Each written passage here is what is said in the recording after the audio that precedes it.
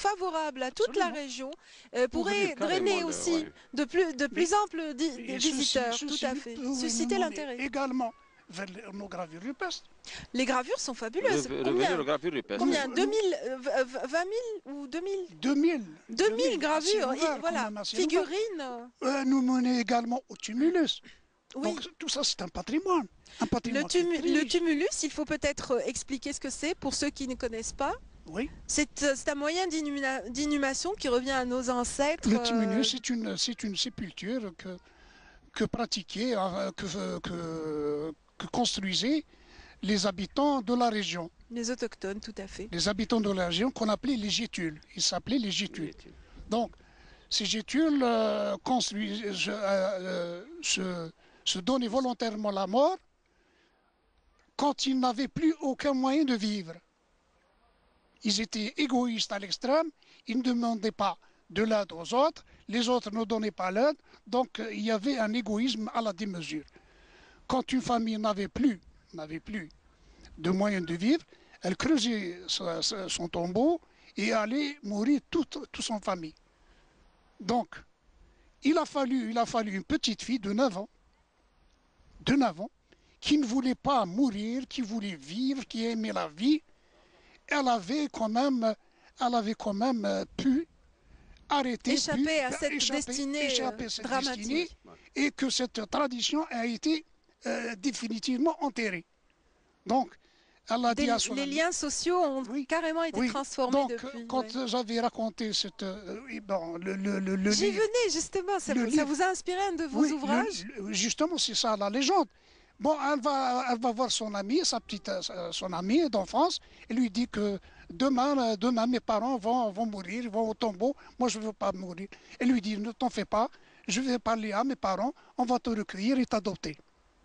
C'est ce qui a été fait. Ouais. Hein? Elle n'a pas été à la sépulture, elle a été récupérée par cette famille.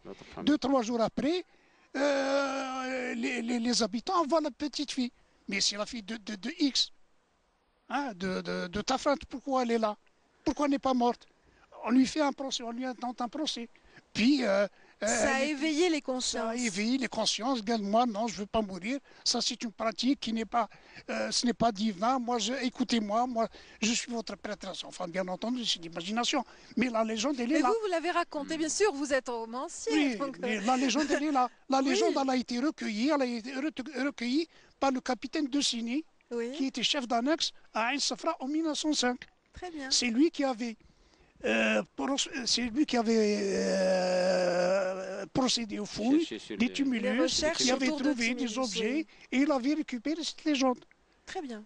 Donc, par exemple, aujourd'hui, mais vous lui avez donné encore une âme à travers une œuvre donc littéraire, un petit roman qui va jouir d'une activité qui est assez ludique et intéressante pour un enfant à la lecture. Effectivement, ce livre fait partie d'un qui a été initié par le directeur de la culture, de Naama, Naama, bien entendu, M. Abdel-Jabbar Belhassan, et il a proposé qu'on distribue des copies aux élèves, aux écoliers, et qu'on organise un concours de lecture, et qu'ils nous fassent un résumé. Un résumé, une interprétation de cette œuvre selon leur propre imaginaire. C'est génial. Des 7 heures.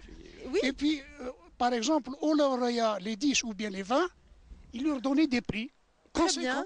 Oui, des micros des prix d'encouragement. Des micros portables. Donc, ils s'étaient enthousiasmés. Monsieur le Wali également s'était enthousiasmé pour cette œuvre. C'était vraiment... Mais en même temps, il y a un lien avec le patrimoine. Oui. Voilà. Cette histoire, c'est 4 siècles avant Jésus-Christ.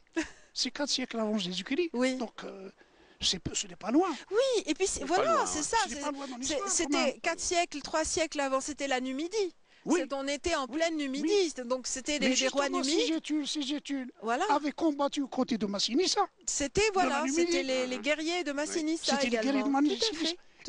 Et puis les orientalistes, les historiens occidentaux disent de ces Gétules qu'ils étaient violents, qu'ils étaient sauvages. Mais non. J'ai fait d'eux un portrait. Ils avaient leur civilisation. Ils avaient leur civilisation. Bon, violents, ils étaient violents à la guerre. Qui n'est pas violent à la guerre? Non. Et autrement. Et puis c'est à cette période-là, Oui, au 4e siècle avant Jésus-Christ, 3e siècle. Syphax et son père avaient Oui, la Syphax. plus grande bibliothèque en Afrique, Absolument. après celle d'Alexandrie. Absolument. Donc c'était impossible de dire on que avait c'était également, des barbares. j'avais également parlé du Yenir. Qui connaît le Yenir? Donc le Yenir, c'est grâce à Shishnak. C'est grâce à Shishnak. Pharaon berbère. Le pharaon berbère qui a vécu à 950 ans avant Jésus-Christ. Et qui est ce Shishnak? C'est un Gétul. Oui. C'est un Gétul du sud-ouest. Oui. Et les Smarna, les Bousbroul disent que Shishnak est leur ancêtre. Ce n'est pas encore tranché dans l'histoire. Bien sûr. Mais quand même, il y a un lien. On va éveiller la curiosité de nos enfants. Hein? Oui. On va éveiller la curiosité de nos enfants. Peut-être que plus tard, il y aura des anthropologues, des paléontologues, voilà. des historiens. Vous qui êtes auteur, il faut peut-être, avant de clore cette émission, moi j'aimerais aussi rendre hommage à un autre auteur, Sidi Ben Yacoub, c'est ça? Oui, Cheikh Ben Yacoub, qui est le... là في الشعر الملحون c'est le grand écrivain pour nous, c'est le grand saint, c'est le grand résistant il était avec Bouamama, il était et tout le monde connaît ses poésies où il parle du prophète, il raconte la vie du prophète, l'assassinat de... Oui. C'est un poète soufi. Dont les poèmes ont été repris en chansons, j'imagine, populaires, peut-être? Non, ces poèmes... Pas comme l'Akhdar Ben Khalouf, j'ai une partie de ces poèmes...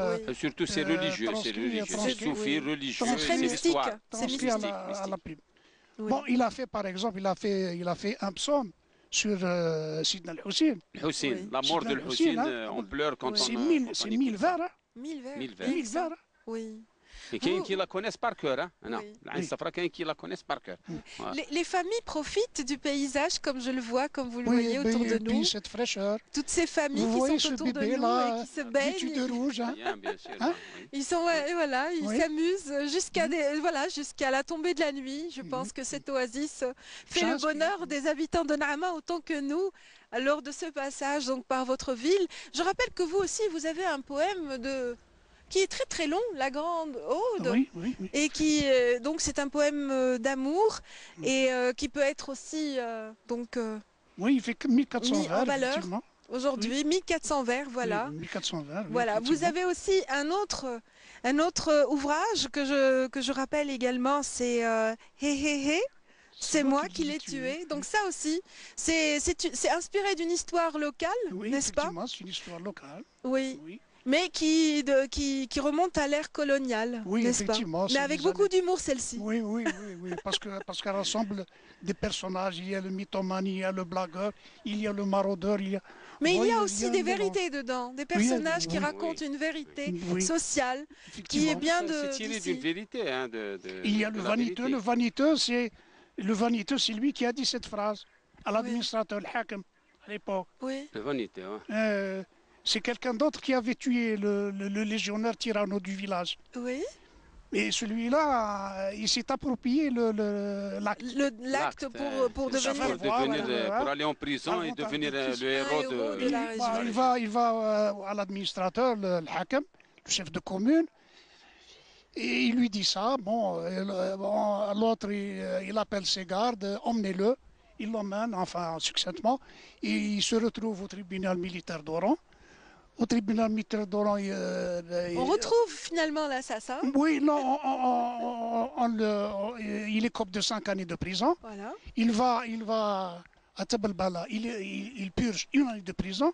Il est appelé par le directeur, après 1 année, par le directeur de la prison. Il lui dit, Mohamed, tu es libre. Ce n'est pas toi le tueur. Ce n'est pas toi le coupable. Il n'a pas accepté. Le coupable, le voilà, il est là, c'est ton ami. C'est ton ami, le coupable, pas toi. Là, mon Dieu, quelle honte. Son ami du bar, en fait, on se lasserait jamais de vos Pour Cheikh histoires. Ben Yacoub, il y a un jeune qui écrit un livre. D'accord. Il va sortir incessamment un livre, sa biographie, son histoire. Très bien. Vous êtes d'accord avec moi, Monsieur Chami, qu'on peut classer aussi Monsieur Benchlib parmi les trésors de votre ville? Oui, c'est... Vraiment. Tous ceux qui écrivent sur la région, tous nos poètes, Tous les Khor sont... Pour nous, c'est le trésor. C'est le trésor oui. de... Mais votre plus beau trésor, ce sont vraiment ces paysages féeriques de la région de Naama que nous avons appréciés à travers ces deux émissions que nous sommes obligés, hélas, de clore, messieurs. Oui. Merci d'avoir été avec nous ce soir dans Trésor d'Algérie. Merci à vous aussi. Petite mémoire pour Isabelle. D'accord, on termine donc sur de la poésie, cette émission, à Naama. En attendant que vous trouviez la page... Ça y est, c'est fait. Je remercie entre-temps nos amis téléspectateurs d'avoir été avec nous. J'espère qu'ils ont apprécié cette balade dans le temps, ce voyage à travers le temps avec nos invités de ce soir, des personnalités de la région de Naama. Bienvenue à Naama. À tout moment, c'est une région à découvrir. Je vous donne rendez-vous dans 15 jours pour d'autres trésors de notre pays, notre chère Algérie. À très bientôt. À vous la parole, monsieur Benchrif Ahmed. Ce sera Inch'Allah, notre poème le poète, pour cette journée magnifique. Merci.